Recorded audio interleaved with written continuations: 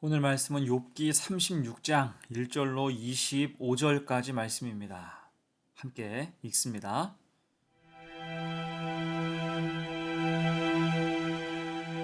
엘리후가 말을 이어 이르되 나를 잠깐 용납하라. 내가 그대에게 보이리니 이는 내가 하나님을 위하여 아직도 할 말이 있음이라.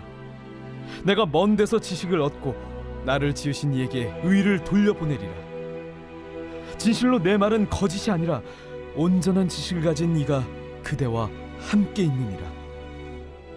하나님은 능하시나 아무도 멸시하지 아니하시며 그의 지혜가 무궁하사 악인을 살려두지 아니하시며 고난받는 자에게 공의를 베푸시며 그의 눈을 의인에게서 떼지 아니하시고 그를 왕들과 함께 왕좌에 앉히사 영원토록 존귀하게 하시며 혹시 그들이 족쇄에 매이거나 환난의 줄에 얽혔으면 그들의 소행과 악행과 자신들의 교만한 행위를 알게 하시고 그들의 귀를 열어 교훈을 듣게 하시며 명하여 죄악에서 돌이키게 하시나니 만일 그들이 순종하여 섬기면 형통한 날을 보내며 즐거운 해를 지낼 것이요 만일 그들이 순종하지 아니하면 칼에 망하며 지식 없이 죽을 것이니라. 마음이 경건하지 아니한 자들은 분노를 쌓으며 하나님이 속박할지라도 도움을 구하지 아니하나니 그들의 몸은 젊어서 죽으며 그들의 생명은 남창과 함께 있도다. 하나님은 곤고한 자를 그 곤고에서 구원하시며 학대당할 즈음에 그의 귀를 여시나니 그러므로 하나님이 그대를 환난에서 이끌어내사 좁지 않고 넉넉한 곳으로 옮기려 하셨은즉 무릇 그대의 상에는 기름진 것이 놓이리라.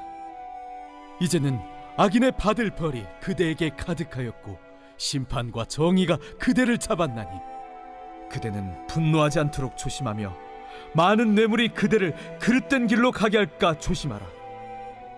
그대의 부르짖음이나 그대의 능력이 어찌 능히 그대가 곤고한 가운데에서 그대를 유익하게 하겠느냐. 그대는 밤을 사모하지 말라. 인생들이 밤에 그들이 있는 곳에서 끌려가리라. 삼가 악으로 치우치지 말라. 그대가 환난보다 이것을 택하였느니라.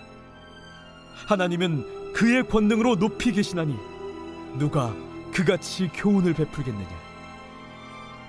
누가 그를 위하여 그의 길을 청하였느냐. 누가 말하기를 주께서 불의를 행하셨나이다 할 수 있으랴. 그대는 하나님께서 하신 일을 기억하고 높이라. 잊지 말지니라. 인생이 그의 일을 찬송하였느니라. 그의 일을 모든 사람이 우러러 보나니 먼 데에서도 보느니라. 닮아버린 사람이란 제목으로 말씀 증거합니다. 흔히 처음 시작은 요란스럽다가 끝은 보잘것없이 흐지부지 되는 것을 용두삼이라고 합니다. 요즘 우리가 보고 있는 엘리후의 말이 그래요. 엘리후는 자신이 욥의 새 친구와는 다른 차원의 지혜를 드러낼 것처럼 말을 시작했지만 지나면서 보니까 전혀 다를 것이 없는 주장만을 늘어놓고 있습니다. 심지어 35장에서는 하나님의 성품에 대해서 심각한 오해까지 드러내고 말았어요. 곧 젊다고 모두 젊은 생각을 가지는 것은 아니며 아무리 세월이 흐르고 새로운 세대가 나타나더라도 인간이 가진 지혜는 한계가 있고 결국 해 아래 새 것은 없다는 사실을 잘 보여주고 있습니다. 자, 그렇다면 오늘 본문 엘리후의 네 번째 주장을 통해서 볼 수 있는 엘리후의 문제가 무엇이고 우리가 얻을 교훈이 무엇인가 두 가지로 생각을 해봅니다. 첫 번째, 줄곧 혼자 말하고 있어요. 흔히 대화의 기본 또한 토론의 출발은 경청이라는 말이 있죠. 들어주는 것이 우선입니다. 그런 의미에서 엘리후는 지금 혼자 독점해서 말하고 있죠. 2절 봅니다. 나를 잠깐 용납하라. 내가 그대에게 보이리니 이는 내가 하나님을 위하여 아직도 할 말이 있음이라. 지금 32장부터 줄곧 혼자 말하고 있는 거예요. 중간에 다른 사람이 말하려고 해도 2절처럼 나를 잠깐 용납하라. 이런 식으로 자기 말을 계속 이어서 했다는 것입니다. 그러면서 같은 말을 주로 반복하죠. 32장 이후로 하는 말의 논지는 거의 같은데 이것을 계속 반복하고 있는 거예요. 오늘 36장도 마찬가지입니다. 먼저는 하나님에 대해서 말하고 있죠. 5절로 7절의 말씀, 하나님은 능하시나 아무도 멸시하지 아니하시며 그의 지혜가 무궁하사 악인을 살려두지 아니하시며 고난받는 자에게 공의를 베푸시며 그의 눈을 의인에게서 떼지 아니하시고. 자, 그리고 고난의 유익에 대해서도 이야기합니다. 8절로 10절, 혹시 그들이 족쇄에 매이거나 환란의 줄에 얽혔으면 그들의 소행과 악행과 자신들의 교만한 행위를 알게 하시고 그들의 귀를 열어 교훈을 듣게 하시며 명하여 죄악에서 돌이키게 하시나니. 곧 고난은 회개를 위한 수단이라고 주장하고 있는 거예요. 그러면서 경건하지 않은 자의 운명에 대해서도 말합니다. 13절 14절, 마음이 경건하지 아니한 자들은 분노를 쌓으며 하나님이 속박할지라도 도움을 구하지 아니하나니 그들의 몸은 젊어서 죽으며 그들의 생명은 남창과 함께 있도다. 기회 주실 때 회개하지 않으면 심판은 필연적이라는 거예요. 자, 어떻습니까? 다 들어본 얘기예요. 새 친구들이 했던 말과 크게 다르지 않습니다. 또한 이것을 가지고 지금 욥을 향해서 회개를 촉구하고 있어요. 그러니까 그 말하는 것이 굉장히 진부한 것입니다. 그 전개가 판에 박혀 있어요. 새 친구와 별다른 차이가 없는 이 말을 진부하게 계속 반복하고 있는 것입니다. 그러면 엘리후가 이렇게 하고 있는 이유가 무엇일까요? 지금 자기 지식에 대한 우월 의식이 있는 거예요. 자기만 똑똑한 거예요. 그래서 하는 말이 3절 4절이죠. 내가 먼 데서 지식을 얻고 나를 지으신 이에게 의를 돌려보내리라. 진실로 내 말은 거짓이 아니라 온전한 지식을 가진 이가 그대와 함께 있느니라. 지금 자신의 지식은 먼 곳에서 얻은 것이고 자기를 가리켜서 온전한 지식을 가진 이라고 지칭하고 있어요. 지식 쾌락주의에 빠져 있는 것과 같습니다. 하지만 잘 살펴보면 이것이 허상이고 엘리후 그 자체가 특별하지 않음을 알 수 있죠. 특히 말이 길어지니 논리가 중간에 꼬이고 궁색해지고 앞에 한 말과 뒤에 한 말이 서로 모순되기도 합니다. 그래서 처음에 들을 때는 신선했던 말이 갈수록 진부한 주장이 되어가는 거예요. 한마디로 그게 미천이 다 드러나게 되었다는 겁니다. 그러면서 무리하게 설복시키려고 조급해져서 어제 보았듯이 하나님의 속성에 대해서 엉뚱하게 해석하기도 하고 하나님께 기도하는 성도의 기본과 권리조차 무시하는 듯한 그런 말을 하기도 했습니다. 한마디로 그의 설익은 지식이 그 자신을 교만으로 몰아갔다고 할 수가 있는 거예요. 그래서 우리는 이런 우월 의식에서 벗어나야 할 것입니다. 내가 안다 한들 얼마나 알까요? 내가 지식을 갖고 있다 한들 얼마나 똑똑할까요? 사실 나는 하나님 지혜에 비하면 하나님 섭리에 비하면 아무것도 아니라는 것입니다. 대신 그래서 공감하고 경청하고 풍성하고 따뜻한 대화로 나아갈 때 우리의 지식은 선한 영향을 줄 수가 있는 것입니다. 그런 모습을 가지고 대화하며 축복하고 이야기할 수 있는 성도가 될 수 있기를 간절히 바랍니다. 두 번째입니다. 엘리후의 문제 두 번째, 정죄로 흘러갔다는 거예요. 엘리후가 처음 등장했을 때 그에게 신선했던 것은 함부로 정죄하지 않겠다는 선언 때문이었습니다. 32장 3절이죠. 또 새 친구에게 화를 내면 그들이 능히 대답하지 못하면서도 욥을 정죄함이라. 자기는 그렇게 하지 않겠다라고 다짐했었죠. 하지만 그랬던 그가 갈수록 욥을 정죄하려고 합니다. 알아들을 만큼 이야기했는데도 욥이 그것을 인정하지 않는 것처럼 보이니까, 이 말 저 말 다 했는데도 효과가 없어 보이니까 조급해진 것입니다.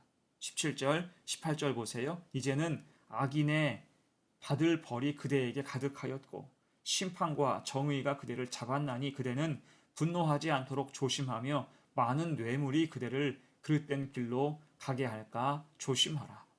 곧 악인의 받을 벌, 심판과 정의가 지금 욥의 고난이라는 거예요. 또한 20절 21절입니다. 그대는 밤을 사모하지 말라. 인생들의 밤에 그들이 있는 곳에서 끌려가리라. 삶과 악으로 치우치지 말라. 그대가 환난보다 이것을 택하였느니라. 곧 헛소리하지 말고 핑계대지 말고 빨리 죄를 인정하라고 윽박 지르는 것과 같습니다. 어떻습니까? 전형적인 정죄지요. 이미 죄인으로 낙인을 찍고 있고 더 큰 벌을 받기 전에 회개할 것을 촉구하고 있는 거예요. 물론 엘리후의 말 자체는 틀린 말은 아닙니다. 24절, 25절 보세요. 그대는 하나님께서 하신 일을 기억하고 높이라 잊지 말지니라. 인생이 그의 일을 찬송하였느니라. 그의 일을 모든 사람이 우러러 보나니 먼 데서도 보느니라. 얼마나 이 말이 좋은 말이고 적절한 말입니까? 하지만 그런 말은 이미 새 친구도 많이 했어요. 그 정죄하는 순간 그런 말은 입에 발린 말, 진심 없는 말뿐인 말, 진부한 말, 능력 없는 말이 된다는 것입니다.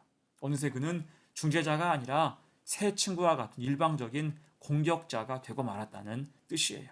결국 그 속에 교만과 의인의식이 문제였지요.